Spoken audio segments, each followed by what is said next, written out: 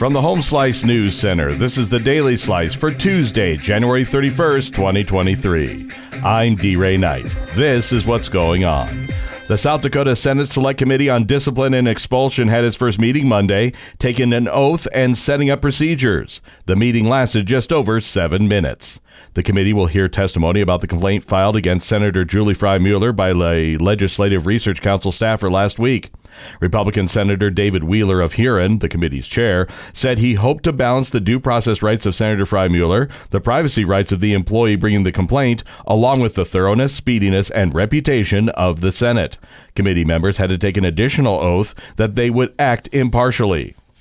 Meanwhile, Senator Frye-Mueller has filed a federal lawsuit. Amy Rose has more. Suspended Republican State Senator Julie Frye-Mueller of Rapid City says she was given no notice about her suspension, and the move has disenfranchised the voters in District 30. The district is much of Rapid City and the surrounding area. Senator Frye-Mueller filed a lawsuit Monday in federal district court in Pierre to reinstate her and prevent any further action against her, pending Senate proceedings against her. Former Republican Representative Stephen Hogard from Sioux Falls represents Frye-Mueller. South Dakota Republican lawmakers have advanced a proposed constitutional amendment that would allow the state to require people on Medicaid to work. The state recently expanded eligibility for the health plan.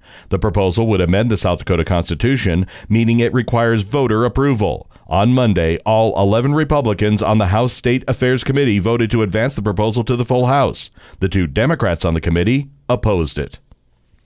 In national and international news, the Treasury Department has announced plans to increase its borrowing during the first 3 months of 2023.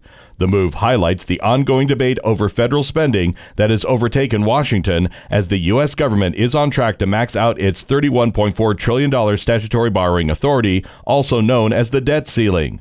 Treasury officials said Monday that the U.S. plans to borrow $932 billion during the January to March quarter, which is $353 billion more than announced last October. That's due to a lower beginning of quarter cash balance of $253 billion and projections of lower than expected income tax receipts and higher spending. President Biden is set to lift COVID-related emergency declarations. Amy Rose has the details. President Joe Biden has informed Congress that he will end the twin national emergencies for addressing COVID-19 on May 11th, as most of the world has returned closer to normalcy, nearly 3 years after they were first declared.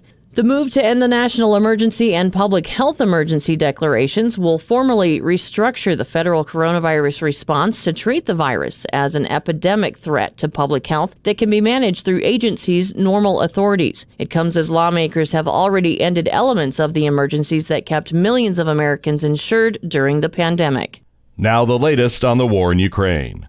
Ukraine is pushing its Western allies to provide it with fighter jets. The move comes a week after winning pledges of sophisticated modern tanks to help Ukraine beat back Russia's invasion force after almost a year of fighting. Ukraine's defense minister was due in Paris on Tuesday, where discussions about the possible delivery of fighter jets to Ukraine was expected to be on the agenda. After months of haggling, Ukrainian authorities last week persuaded Western allies to send the tanks. There was no indication that a decision on warplanes to Ukraine might come anytime soon, and no sign that Western countries have changed their earlier stance on the issue. Your weather forecast from the Home Slice Weather Center. Sunny today and much warmer with a high of 34. Going to be a little breezy as well. Low tonight, 17. And that was your Daily Slice for Tuesday, January 31st, 2023.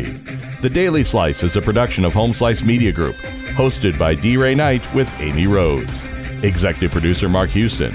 Engineered by Chris Jacquez. I'm D-Ray Knight. Have a great day.